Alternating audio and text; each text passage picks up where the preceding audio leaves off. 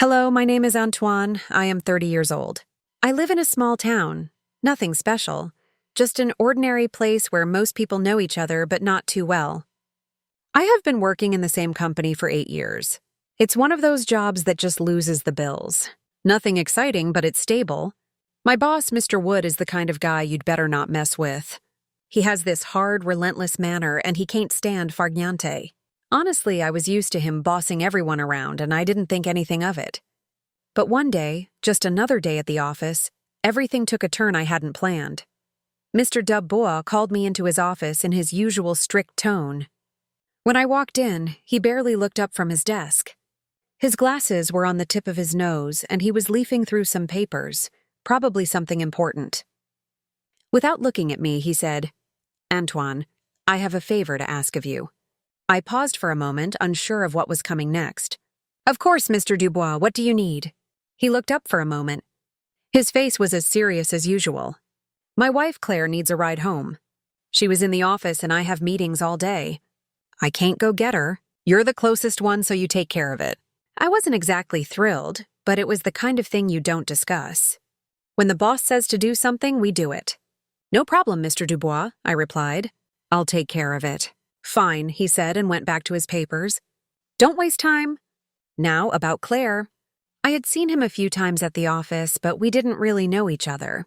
She is the wife of Monsieur Dubois, who could be said to be one of those distant figures who we know exist, but with whom we do not speak. I had never really talked to her. She's beautiful, everyone knows that, but honestly, I hadn't thought about it too much. She was just part of Mr. Dubois' world, and I thought there was nothing special about her. At least not beyond her looks. So I went to my car and waited for him. It was a little weird because, well, it wasn't my usual task. Most of my encounters with the chief's wife consisted of polite nods in the hallway. But now I had to get her home. It was purely professional, right? Just another task on the list. I didn't expect anything extraordinary. When she came out of the building, I didn't know what to expect. Claire looked different than I remembered. Maybe because she was in the office environment. She seemed more relaxed, more approachable. She smiled at me as she got into the car, and I felt a little uncomfortable right away. Not that I was uncomfortable, I just didn't know how to behave. We left, and the first few minutes were silent. I wasn't sure if I should say anything, so I focused on the road. I tried not to make the situation seem strange, but it was hard to ignore that this wasn't a normal commute.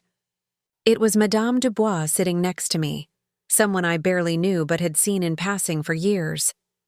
I didn't want to do anything that would make her uncomfortable. And then out of nowhere, she spoke. "So, Antoine, how are things going for you?"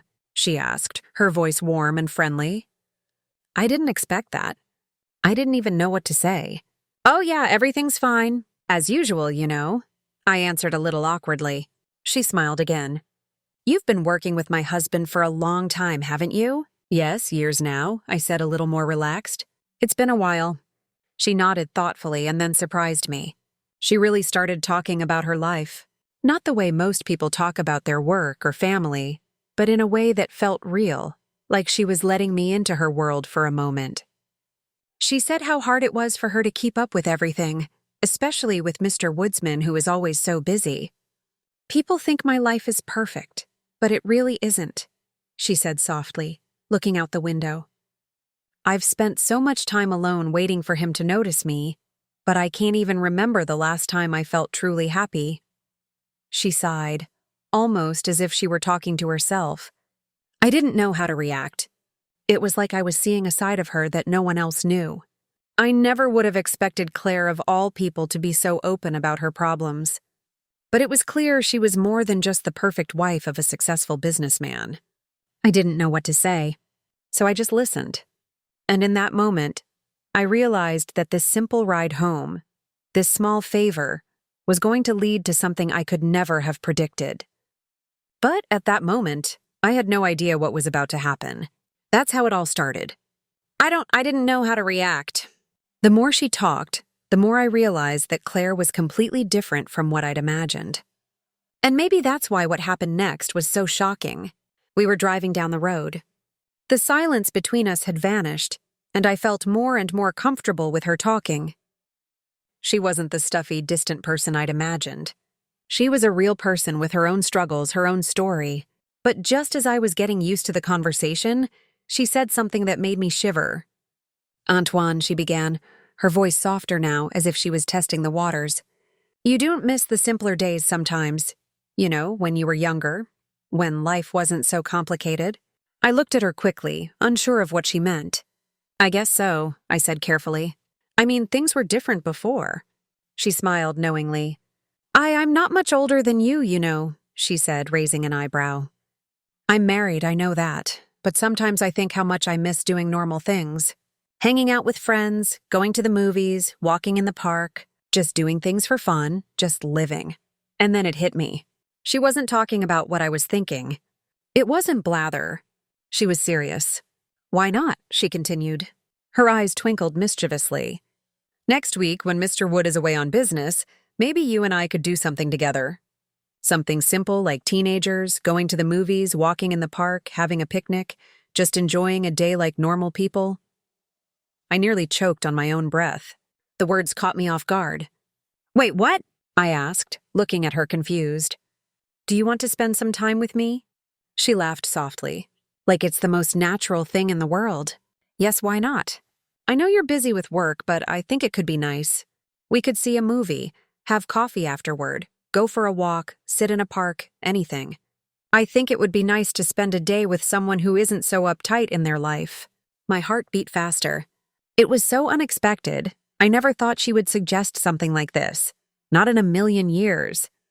Claire was beautiful, elegant, married to one of the most powerful men in the company. Why would she want to spend time with someone like me? A simple employee who drives cars and works on spreadsheets all day? I looked at her trying to take it all in. "But Claire, I don't know if this is a good idea. I mean, Mr. Dubois, I don't want any trouble." She gestured with her hand.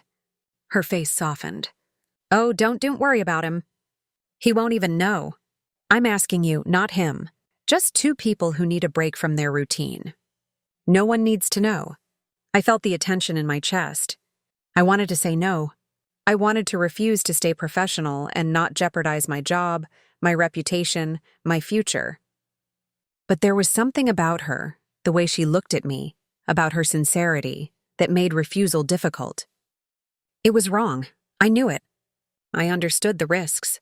If anyone found out, it could cost me my job, maybe even my career. A guy like me didn't get a second chance in an environment like this. But at the same time, she wasn't just the boss's distant wife anymore. She was a woman who felt neglected, who wanted something different, someone to spend time with. She wasn't just Mr. Wood's wife. She was Claire, a person who needed connection. "Come on, Antoine," she insisted, her voice so calm, so persuasive. "Just one day, let's have some fun. It's not like we're breaking any rules. We won't do anything crazy. Just enjoy a day like normal people. Pensy, you'd help me more than you know." I wanted to say no, really, but I couldn't bring myself to. There was something in her eyes, something I couldn't quite name, but it told me I had to say yes. I knew it was risky. Hell, it could ruin everything. But a part of me wanted to do it, to escape my usual routine and do something different. And that's why I heard myself say, "Okay." My voice was almost a whisper. "Okay, but only if it's truly just for fun. No one can find out." Claire smiled. Her eyes lit up with what looked like relief, as if she'd won a small victory. "Of course," she said, her voice soft but firm. "It'll be our little secret." And just like that, things were in motion. I couldn't believe it. I was about to have a secret, spontaneous affair with my boss's wife. I knew it was a bad idea, but I didn't know how to turn it back now. What I'd gotten myself into, I had no idea, but I would soon find out.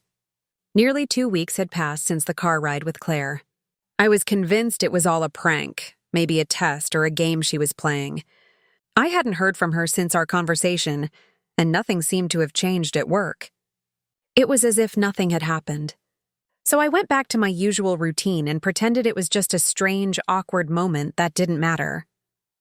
But that's when it was.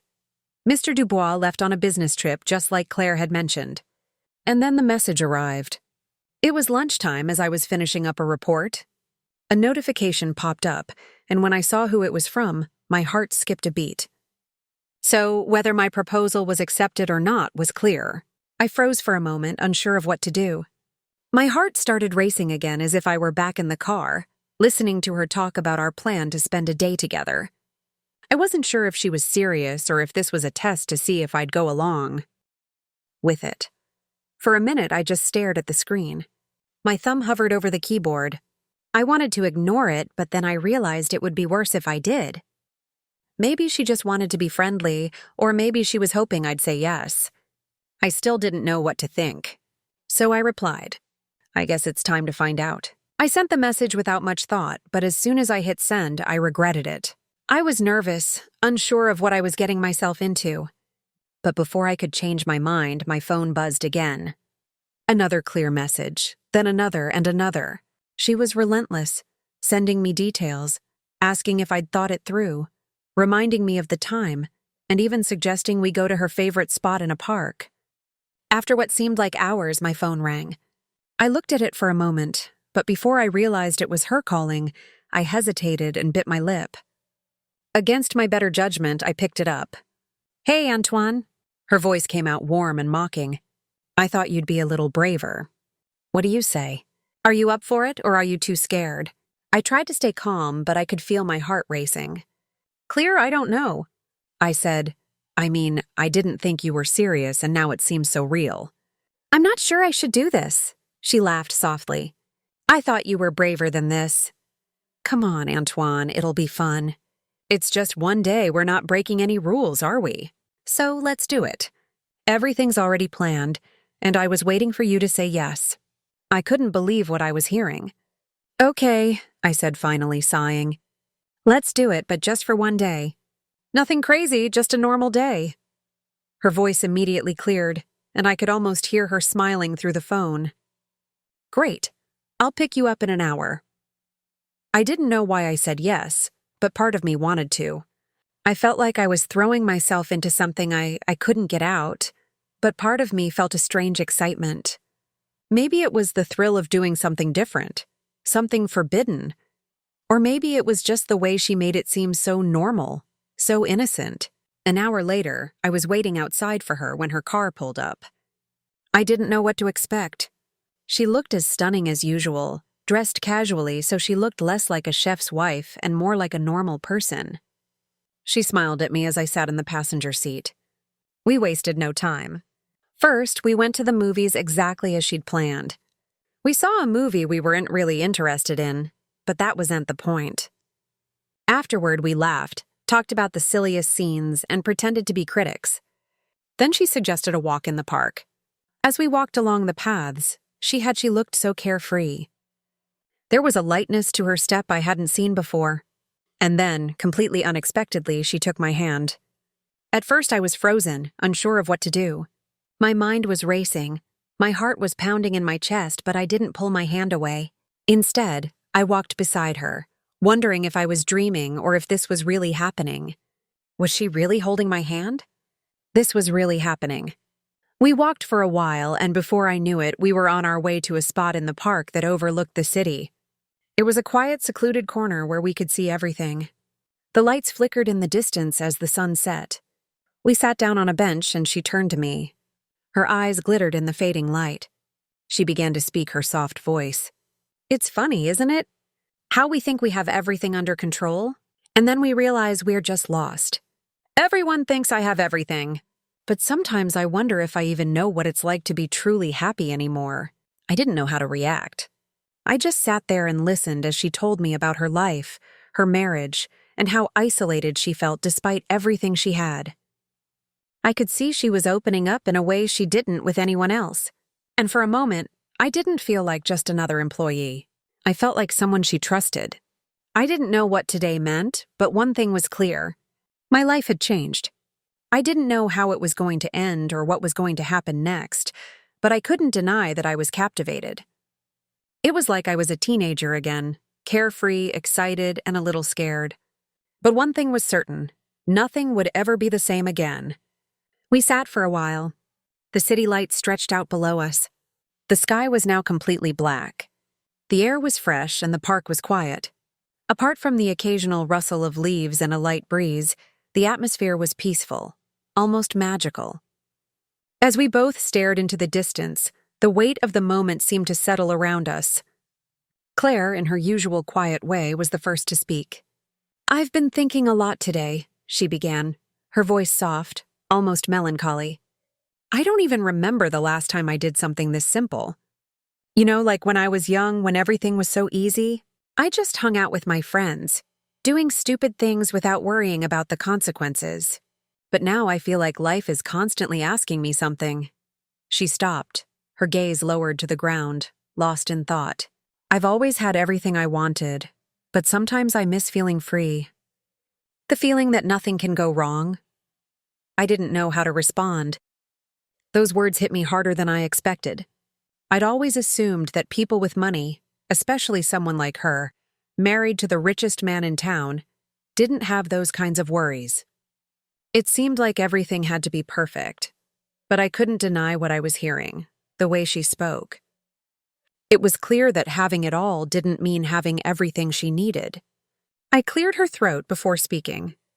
"But clearly, if you're the wife of the richest man in town, it doesn't make things easier. I mean, you have the freedom to go wherever you want, to do whatever you want. You can eat whatever you want, live in the best places. It doesn't make up for everything. All the money, the luxuries, the freedom." Her lips formed a small, sad smile and she shook her head. "That's what you think, isn't it? But it's not about money, Antoine.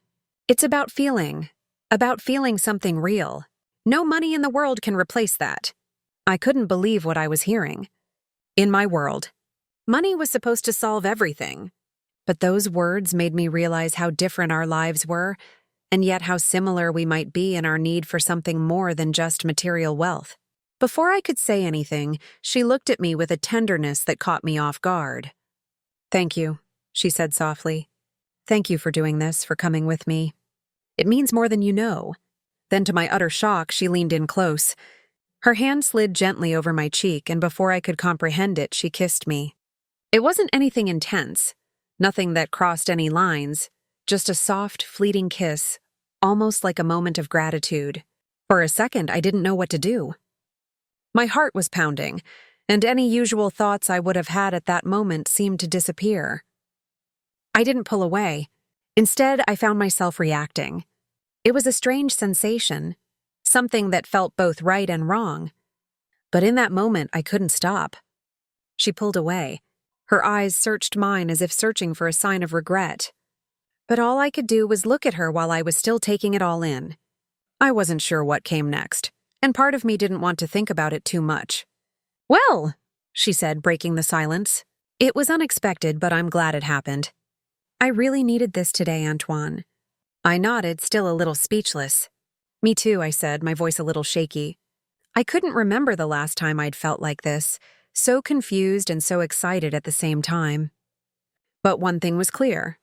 This day had changed everything. She stood up and brushed the dust off her pants. "I should go," she said. "I have a long night ahead of me, and you probably have a busy day ahead of you. But I won't forget this." We walked back to her car. Neither of us said much. The night seemed heavier now, as if the kiss had marked a change in our relationship that neither of us was quite ready to understand. When we got to the car, she turned to me one last time, her smile a little more real than all day. "Thank you again, Matoine, for everything," she said softly, her voice almost a whisper. I nodded. My throat was tight, nothing clear. As she drove off, I stood there watching her taillights disappear into the night. My mind was racing, catching up with everything that had happened. It wasn't just a friendly date anymore. It was something deeper, something I wasn't sure I was ready for. I felt the attraction, the connection, and as I drove home that night, I realized that whatever it was just the beginning. A week had passed since that night on the hill. Mr. Dubois had returned from his business trip, and work life had resumed as usual. At least on the surface, nothing had changed. Claire and I kept our distance, exchanging only polite words when necessary. I told myself that what happened that night was just a fleeting moment, a temporary escape for her, nothing more. But one evening, everything changed. I had just come home after a long day at work. I kicked my shoes off. I slumped down on the couch and turned on the television, hoping to clear my head for a while. It was already late, too late for visits, so when the doorbell rang, my heart jumped. I hesitated for a moment before getting up and going to the door. When I opened it, I froze. Claire stood there with 2 suitcases in her hands, her hair a little messy, her expression a mixture of exhaustion and determination. "Claire?" I said, completely taken aback. "What are you doing here?" She took a deep breath, as if she had been holding her breath the whole time. "I left him," she said, her voice firm but full of emotion. "I couldn't do it anymore, Antoine. I don't want this life anymore. I don't want the money from the fake smiles of the empty house anymore. I don't want to be someone I'm not." I looked at her, trying to understand what she was saying. "Did you leave him?" She nodded. His grip on the handles of his suitcases tightened. I packed my bags and told him I was fed up, that I couldn't pretend anymore. I didn't tell him where I was going. I just left. I rubbed my face. My mind was racing. "Claire, do you know what that means? You have any idea what's going to happen now if he finds out you're here? He won't know," she said quickly. "Not right away, anyway. And when he does, I'll be okay. But now I needed to go somewhere where it was real to someone who made me feel real. It was like the air had been knocked out of my lungs. It was crazy. Just a week ago, we were 2 people with completely separate lives, and now she was standing in front of me telling me she left her husband, one of the most powerful men in the city. Because of what? Because of me. It's not a clear little thing," I said, searching for the right words. "I mean, what are you waiting for now? Do you really think you can just leave this life and everything will be okay?" "I don't know," she admitted. "I just know I can't go back and I don't want to." I took a slow breath, feeling the weight of the moment settle on me. My job, my life, everything I'd built, it could all collapse if it went wrong. And yet, seeing her standing there, so vulnerable and yet so sure of what she wanted, I couldn't bring myself to send her away. "Come in," I said finally, stepping aside. She looked at me for a moment as if to make sure I was serious. Then she lifted her suitcases and walked inside. As I closed the door behind her, a terrible realization hit me. It wasn't just that she'd left Mr. Wood, it was about what was coming next. And for the first time, I wasn't sure I was ready for it. If someone had told me a few months ago that I'd be living with Claire Dubois, my boss's wife, I would have laughed at them. And yet I was there. I kept going to work, expecting every day to be my last. I thought Mr. Wood would eventually figure out where Claire had gone, put the pieces together, come to the office one morning, call me, and fire me on the spot. But nothing happened. To my shock, Claire had told the truth. She'd never told him where she was going, and Mr. Wood didn't even seem to care. At work, he was more irritable than usual, barking orders and slamming his office door. But he never mentioned Claire, never asked anyone to look for her. It was as if he'd already cut her out of his life. That should have made me feel better. But instead, it made me angry. After years of marriage, after sharing a life together, he didn't even try to win her back. She'd been right all along. She hadn't been for him just another piece of furniture in his life, a trophy wife who'd finally had enough. The job stayed the same, but my life outside of it was unrecognizable. Claire and I built something real. It wasn't just the excitement of the situation or the thrill of hiding. It was something deeper. I'd never met a woman like her. She was kind, funny, full of life. She cared about the little things. She really listened when I talked about my day, and for the first time in a long time, I felt what it was like to have a real home. She didn't just live with me. She waited for me. I'd come home and the smell of food would fill the air. I'd find her in the kitchen or on the couch with a book waiting for me to sit down and tell her about my day. We'd go for late-night walks, hand in hand, talking about anything and everything. We'd laugh until our stomachs hurt. We'd wake up next to each other and it felt like the outside world didn't matter. I wasn't just happy, I was alive. But as time went on, I realized something. I couldn't go on working for Mr. Woodworker. Not that he suspected anything, but I couldn't stand it. Every time I saw him, it reminded me of the situation, the risk, the fact that even though he didn't seem to care about Claire leaving, he still cast a shadow over us. I didn't want that, not for me, not for her. So one morning, I went to his office and handed in my resignation. Any reason in particular? Mr. Dubois asked without looking up from his desk. I think it's just time to move on, I said simply. He shrugged. As you wish, and that was it. No accusations, no questions, not another thought. That evening, I came home and Claire was in the kitchen stirring something on the stove. She looked up at me. Her face lit up the way it always did when she saw me. You're early, she said, smiling. I took a deep breath and walked over to her, hugging her from behind. I quit, I said. She turned around, her eyes wide. Wait, what? You quit your job? I smiled. Yes, I don't need it. I don't need it. I just need us. For a moment, she just looked at me. Then a smile slowly grew on her face. A smile that made me feel like I'd made the right decision. Antoine, she whispered, his fingers stroking my hair. We hadn't planned anything. No perfect plan for the future, but it didn't matter. We knew each other, and for the first time in my life, I wasn't afraid of what would happen next.